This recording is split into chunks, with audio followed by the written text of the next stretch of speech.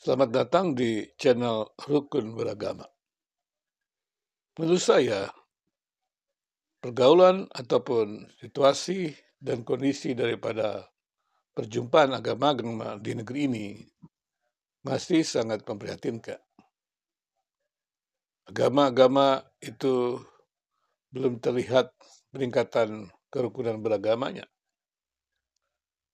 Usaha untuk bisa menguatkan kerukunan antarumat beragama seringkali dikoyak oleh usaha-usaha kepentingan ekonomi ataupun politik daripada individu atau komunitas yang ingin menguasai dirinya di ruang publik. Belum lagi kekagetan agama-agama menghadapi persoalan bahwa tidak ada lagi ruang private agama-agama sebenarnya. Itulah yang menurut saya perlu dipikirkan oleh para tokoh-tokoh agama, bagaimana menyaksikan agama di ruang publik, di ruang di mana tidak ada lagi sekat-sekat ruang dan waktu, sehingga apa yang kita katakan dulu adalah persoalan private sekarang bisa tersebar di ruang publik. Dapat dikonsumsi oleh siapa saja yang berada di ruang publik. Maka dengan demikian, pemberitaan-pemberitaan tentang agama juga mesti mulai memperhatikan hal tersebut supaya tidak lagi terjadi persoalan-persoalan yang membuat hubungan antar umat beragama itu menjadi kisruh. Persoalan debat-debat agama menunjukkan bahwa di sana para debater, para apologetik agama tidak peduli dengan ruang publik agama. Mereka merasa bahwa memiliki nilai eksklusif bisa memaksakan nilainya kepada yang lain. Sehingga debat adalah cara untuk memaksakan, menjelaskan dirinya benar dan berhak menyeragamkan kepercayaan yang diyakininya. Agama-agama yang berbeda tidak dihargai, tetapi yang dikumandangkan adalah kebenaran pribadi, kebenaran komunitas. Bahwa agama-agama mengklaim dirinya adalah agama yang paling benar. Pada waktu mereka berbicara di ruang private, memang tidak terdengar kepada agama-agama yang berbeda apa yang mereka katakan di ruang private. Bahkan ketika mereka juga berbicara di ruang publik, mereka masih menggunakan kata untuk kalangan sendiri. Sehingga mereka berkata serasa berada di rumah sendiri meskipun di ruang private. Maaf, di ruang publik. Tetapi sekarang, apapun yang dikatakan di ruang private akan dipublikasikan. Berarti menjadi konsumsi publik. Bagaimana agama-agama itu bisa tampil di ruang publik dengan semangat persaudaraan, semangat perdamaian. Khotbah-khotbah agama yang dulu hanya untuk kalangan sendiri berada dalam kondisi tertentu di dalam ruang dan waktu. Sekarang khotbah-khotbah agama itu menjadi konsumsi publik. Kita bisa melihat dengan mudah khotbah-khotbah agama dari agama apapun di ruang publik ini. Dan kemudian ketika penyebaran agama itu, pewartaan agama itu tidak lagi melihat perubahan kondisi saat ini, dan mereka seakan-akan berbicara hanya pada ruang private, dan mereka tidak sadar bahwa yang mereka katakan di ruang private itu akan terpublikasi di ruang publik. Dan sekarang bagaimana caranya supaya itu tidak terjadi ataupun berita-berita agama yang harusnya menyejukkan itu tidak menjadi persoalan yang menimbulkan konflik. Persoalan STT-nya sudah jelas. Bagaimana ada pemberitaan di websitenya yang menjadi gorengan para debater agama. Bukannya mencari solusi untuk perdamaian agama-agama, berdiskusi untuk saling mengenal agama, tapi yang terjadi adalah saling tuduh, bahkan menggunakan pasal-pasal penistaan agama. Pasal penistaan agama itu menurut saya adalah pasal karet yang bisa diserang oleh siapa saja. Sehingga ada seorang pendeta yang tidak memahami Pancasila. Mereka mengatakan tutup STT Tritunggal. Memahami tentang pemikiran Kristen aja belum sanggup. Tetapi kemudian dia mengikrarkan diri sebagai seorang yang alkitabiah. Mungkin Alkitabiah saja dia tidak mengerti kemampuannya, apalagi belajarnya terbatas. Kemudian membandingkan STT yang sudah begitu lama dengan sekolah Alkitabnya. Ketika saya telusuri katanya sekolah Alkitabnya online. Dan yang berbicara adalah orang seperti dia yang tak teruji. Maafkan saya, dari mana bisa dia mengklaim diri seperti itu? Dan di ruang publik ini terjadi, dan dia tidak menyadari, itu bukan di ruang private, ini ruang publik.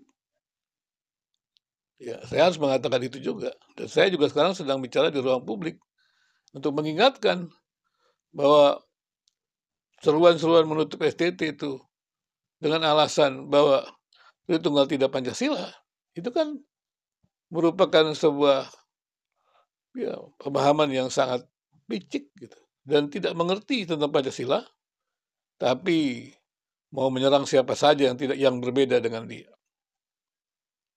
Ya, itulah yang terjadi. Jadi berita-berita agama di ruang publik itu harus melihat kondisi agama. Menurut saya pluralisme itu merupakan cara yang terbaik. Tapi selalu saja orang melihat pluralisme agama itu dalam perspektif agama yang paling benar. Padahal saya katakan juga, kalau kita melihat belajar teologi publik, ya kita belajar penelitian tentang agama-agama, kita tahu semua agama itu mengklaim diri adalah benar. Dan semua agama itu memiliki kebenaran. Kalau semua agama itu memiliki kebenaran, kita bisa membangun hidup bersama dengan nilai bersama. Bukankah kebijakan publik itu nilai-nilai bersama, sehingga kita bisa menjalaninya bersama? Bukankah Pancasila itu nilai-nilai bersama, sehingga kita bisa menjalani sebagai warga bangsa secara bersama? Kenapa kita harus menyingkirkan agama-agama yang berbeda, padahal kita menerima Pancasila? Jadi, pluralisme adalah pengakuan bahwa semua agama-agama itu berbeda. Tapi semua agama-agama itu mengklaim dirinya adalah percaya kepada Yang Maha Kuasa, yang ilahi. Itu pun harus dihormati. Bukankah juga Tuhan yang tak dijangkau dengan akal budi itu, yang transenden itu, bisa berbicara dengan banyak hal? Bukankah terbukti kebenaran itu ada pada semua orang? Kebenaran itu ada pada agama-agama. Kalau kebenaran itu ada pada agama-agama, bersumber pada yang sama, kita bisa berdiskusi, kita bisa berdialog, kita bisa bekerja sama. Karena ada nilai-nilai bersama. Ada nurani yang kemudian dijaga oleh setiap individu, setiap orang yang beragama itu. Yang kemudian menghadirkan perbuatan-perbuatan baik, perbuatan benar. Menghadirkan usaha-usaha untuk menegakkan supremasi hukum. Dengan demikian kita bisa melihat bahwa pluralisme agama bukan menyamakan agama-agama. Agama-agama itu berbeda. Kalau pengakuan adanya sumber yang sama, itu bisa terlihat dengan nilai-nilai bersamanya atau nilai-nilai inklusif. Nah, yang namanya pluralisme adalah pencapaian. Bagaimana agama-agama itu menyepakati nilai-nilai bersamanya, nilai-nilai inklusifnya. Artinya perjumpaan agama-agama itu mencapai sebuah rumusan bersama untuk menjadi dasar bersama. Dan itu kan yang hadir dalam kebijakan publik. Kebijakan publik itu menjadi hukum positif yang diterima oleh semua agama di negeri ini. Itu sebenarnya adalah pekerjaan daripada orang-orang yang menghargai pluralisme agama. Dan karena itu, usaha-usaha untuk merumuskan kebijakan publik tidak boleh didominasi oleh agama tertentu. Tidak boleh memasukkan nilai-nilai eksklusif dari agama-agama tertentu. Tapi nilai-nilai inklusif, nilai-nilai bersama. Nilai-nilai yang diakui oleh semua. Itulah menjadi dasar bersama. Karena itu pemberitaan nilai-nilai eksklusif, jalan keselamatan, ya, penjelasan tentang siapa Tuhan, siapa Allah, siapa yang Maha Kuasa, daripada agama-agama itu, mesti ditampilkan dengan semangat persaudaraan. Karena pencipta langit dan bumi itu satu. Tidak mungkin pencipta langit bumi itu banyak. Kalau pencipta langit bumi dan banyak, kita tidak akan berada dalam bumi yang satu. Kesadaran bahwa pencipta langit bumi yang satu, tetapi konstruksi manusia tentang siapa Tuhan itu berbeda-beda. Tidak harus membuat kita berkelahi, tidak harus membuat kita klaim-klaim kita yang paling sempurna, tidak harus demikian. Mari sharingkanlah itu. Dan berita-berita tentang agama di ruang private sekalipun tidak boleh lagi menjadi berita-berita yang meminggirkan yang lain. Apakah itu pembatasan agama? Tidak. Sepatutnya agama itu hanya bisa dijelaskan oleh orang yang beriman kepada agama itu. Jadi pada waktu kita berada di mimbar-mimbar agama, ya jelaskan aja saja apa yang kita imani. Mengapa kita harus menghujat yang lain, menghina yang lain? Membandingkan dengan agama lain juga bukan berarti merendahkan agama lain. Membandingkan dengan jujur, tapi dengarkanlah apa yang dikatakan agama-agama lain. Jangan membandingkan agama lain, kemudian kita memasukkan interpretasi kita kepada agama lain. Nah, ini ada perubahan salah. Jadi harus melihat nilai-nilai inklusifnya mana, nilai-nilai eksklusifnya mana. Namanya membandingkan. Mana kesamaan, mana perbedaan. Jadi kita mesti memahami perbedaan, dan kita juga mesti memahami kesamaan, dan kemudian kita bisa berjalan bersama dalam kesamaan, dan tetap menghargai keberagaman keberbedaan untuk bisa jalan bersama. Itulah pluralisme. Jadi jangan bayangkan pluralisme itu sebagai sesuatu yang sesat, menyesatkan. Bagaimana bisa? Pancasila adalah pluralisme. Rumah bersama pemikiran. Mengapa kita tidak mencoba membawa berita-berita agama itu dalam bingkai pluralisme? Artinya, katakanlah apa yang berbeda itu sesuai dengan keyakinan kita. Tak perlu menjelaskan yang berbeda yang kita tidak tahu. Dan kemudian kita lihatlah, bongkarlah nilai-nilai inklusif, bagaimana kita hidup bersama. Dan itu membuat kita, agama-agama itu di ruang publik bisa menjadi berkat pada siapapun juga. Bukan hanya di ruang publik, di ruang private menjadi berkat untuk kelompoknya, tetapi juga menjadi berkat bagi semua orang. Kenapa? Karena berita-berita agama di ruang private itu akan terpublikasi di ruang publik. Bukan sekarang kita melihat ibadah-ibadah online.